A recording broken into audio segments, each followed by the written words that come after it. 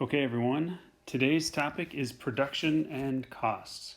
So let's dive right into it. I think in one or two videos here we can cover the overview of production and costs, and I'll have other resources on the Blackboard site for you. But I want to think first about what production is. So production is the transformation of inputs into outputs. So sometimes I think about it as a black box or a funky machine. And so you put inputs in one end of it. I put them in the hopper up here, and then the machine does its thing and grinds and chugs, and out the other end you get output. Can you read that? Maybe I can fix the end there. Let's try that again. Out. But not much better. But so production is the transformation of inputs into outputs, right? So I think of it as transformation. And this production process involves a lot of different pieces, moving parts, I guess you could say. We can separate the inputs into two main categories: fixed inputs and variable inputs. Fixed inputs do not vary with output. That is, you're going to need a certain amount of fixed inputs whether you make a little bit of output or a lot of output. So if you think about a pizza shop, so think about this process, transforming inputs into outputs. So if the inputs are, that's a good color here, dough, sauce, cheese, toppings. What else does it take? Well, it takes, an oven and a refrigerator, probably a big walk-in cooler. It takes labor, right? It takes workers. So a pizza shop has a given footprint, has some facility. It has one or more big ovens. It has coolers. It has countertops. It has a whole bunch of low wage workers, basically low skill workers working there, and then they combine the dough and the sauce and the cheese. They put it through the oven. They cut it right, and out the other end you get pizza. So that's your output. So we can separate all of those inputs into fixed, where the fixed inputs do not vary with output, and then the variable inputs, which, as the name suggests, vary with the quantity of output. So if you run a pizza shop, you need a shop. You need ovens, you need counters, and you need those whether you're going to be open and produce a few pizzas, or if you're going to produce hundreds of pizzas or 1,000 pizzas a day. You still need a lot of those same inputs. But what happens to the quantity of dough and sauce and cheese you use, and to some extent the number of workers that you call in, right?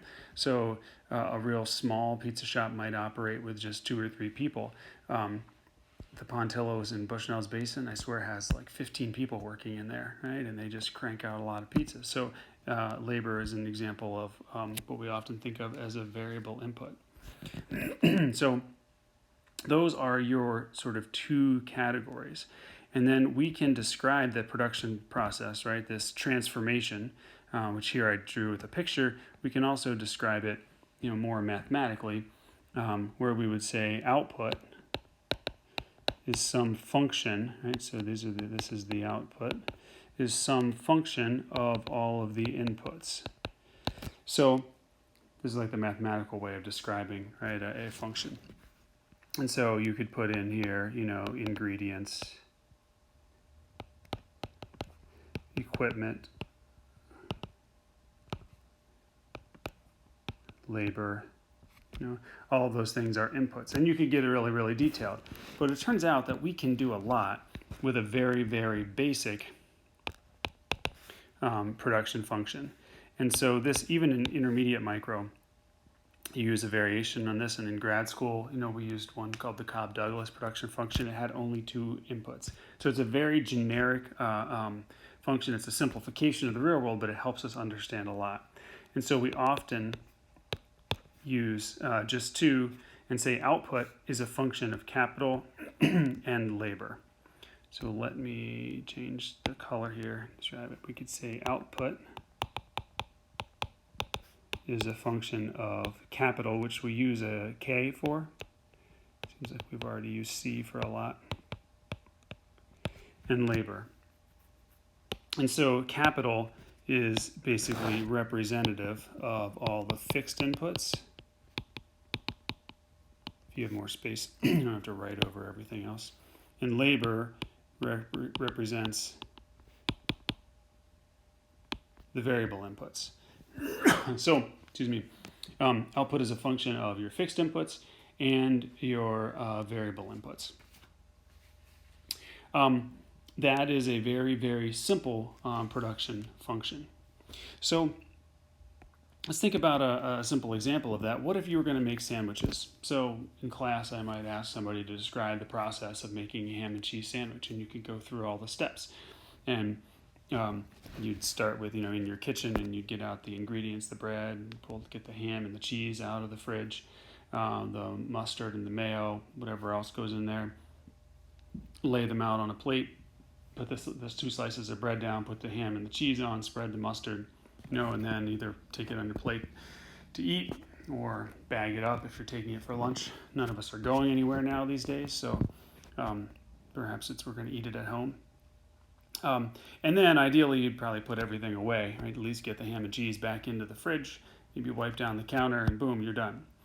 If you wanted to produce multiple sandwiches, you wouldn't repeat that process from beginning to end, right? You would, when you laid out the bread, you'd lay out multiple slices, and then you'd put the ham on everything and the cheese and on all of them, and then put them together. So if you were making sandwiches for a whole crowd, you'd do it differently. You wouldn't repeat the process of making one sandwich from beginning to end.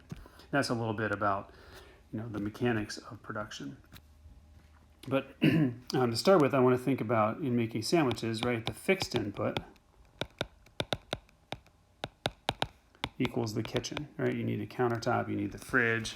There's a certain amount of capital, right? That goes into, a facility for making sandwiches.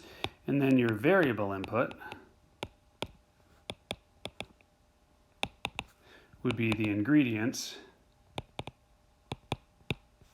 and your labor. If you're going to make a dozen sandwiches, you need more bread and ham and cheese and mustard and a lot more of your time than if you were going to make just one. So for the variable input, as I said before, we'll use labor, right? Just as the representative labor input. And so as you combine them together, what you see is that as you combine the capital and the labor together, you make the output, right? That's the transformation of inputs, capital and labor, fixed inputs and variable inputs, into your output, which in my example now is ham and cheese sandwiches.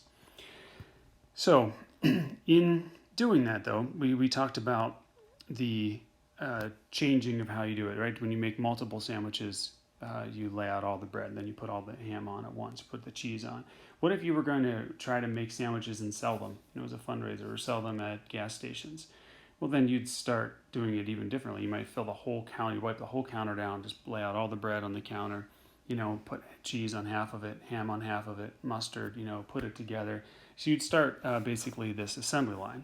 That's what Henry Ford did for cars. Right, the assembly line radically changed the way they made cars. Before Henry Ford, each car was made individually by skilled craftsmen, like 1 or 2 people who worked maybe for months, to make one car. Henry Ford divided it up and then used the assembly line process to simplify making the car. You can do the same thing. What if you wanted to make thousands of sandwiches? You'd have to bring in help, right? So you would bring in a friend. And would you each just set up in different sides of the kitchen and do the same, do exactly the same thing? Or would you work together? Maybe somebody lays out all the bread, and then somebody comes along and puts ham on half of it, and somebody comes along and puts the cheese on, and then somebody puts the top slice of bread on. And so you alternate. And so by working together, in this assembly line process, you might be able to increase your output significantly, right? So there might be big jumps in how much you could produce. What if you hired a third person or a fourth person who might further divide the task up? And so if you hired a third person, you'd expect your total number of sandwiches, your output or your total product to increase. Add a fourth person, you'd expect it to go up again. The question is, how much does it go up? Right? What does it, how much does total product increase?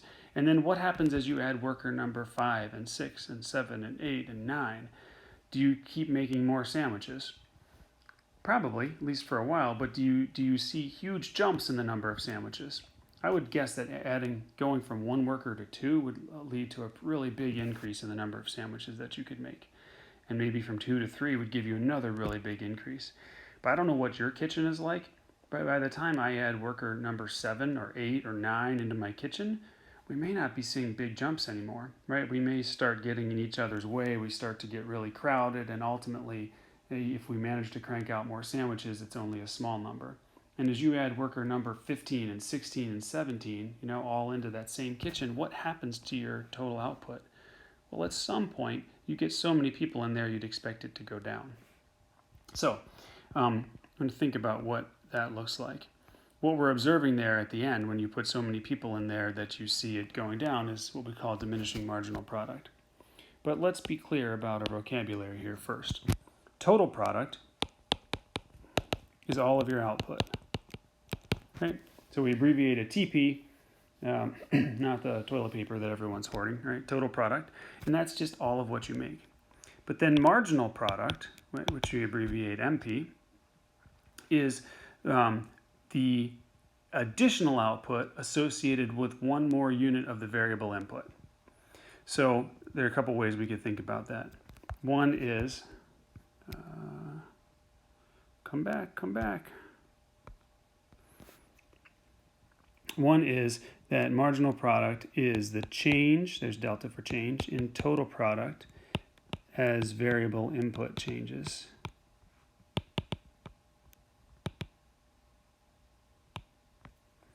The change in total product as variable input changes. The other way that we could think about it is it's the additional output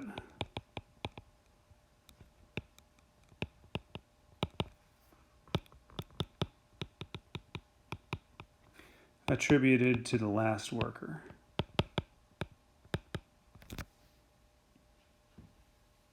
The additional output attributed to the last worker. So we go back up here to, I'm going to draw it here, let's go back up here, to making the sandwiches. So the total quantity of sandwiches and the number of workers. And we're going to draw a chart here. So if we have 0 workers, how many sandwiches would we make? We'd make 0. If we add 1 worker, then the total number of sandwiches we could make might be some big amount. I don't know what one person could make, in an afternoon. Let's call it 300. And then if we add a second worker, then working together, if they both sat up on separate sides of the kitchen and did the same thing, presumably they could make at least 600. But if they work together, right, and have some assembly line efficiencies, then presumably they could make even more than that. So maybe they could make 750 sandwiches. And maybe if we added a third worker, they could make more. Maybe they could make, let's say, 1,100 sandwiches. And then if we added a fourth worker, they could make 1,300 sandwiches. And with the fifth worker, maybe 1,450. Right? And with the sixth worker, 1,500. Right? But at some point, with the seventh worker, let's say, there's so many people in the kitchen that they're having trouble even getting to 1,500, and they're back to 1,475, right? Back to some smaller amount. So if you think about this quantity of sandwiches as total product, so let's label this column total product, then what is the marginal product, or what we could call the marginal product of labor? That is, every time you add another worker, how much does total product change? What's the change in total product attributed to the last worker. So you can't have any marginal product until you have a change. But when I went from 0 worker to 1 worker, the marginal product of the first worker was 300, right? I added 1 worker and we went from 0 to 300. When I added the second worker, we went from 300 to 750. So what's the marginal product of labor for the second worker? Well, it's that change. So it would be 450. What's the marginal product of labor for the third worker? Well, we went from 750 to 1100. So I think I worked that out to be 350. What's the marginal product of labor for the fourth worker, right? As we went from 3 workers to 4, we went from 1100 to 1300. That's an increase of 200. The marginal product of labor of the fourth worker is 200. Then we added a fifth worker. What happened to total product? It went up by 150, right, from 1300 to 1450. So that's a marginal product of the fifth worker is 150. What's the marginal product of labor for the sixth worker? Well, it only went up by 50 sandwiches. And what's the marginal product of labor for the seventh worker? Well, it actually went down, right, by 25. And so if we kept, imagine their kitchen, add an 8th worker or a 9th worker or a 10th worker, presumably the total product would start going down because you have so many people in there, you're just getting in each other's way. And that leads us to this next topic, this diminishing marginal product. And so the idea with diminishing marginal product is that as you add variable input to a fixed input,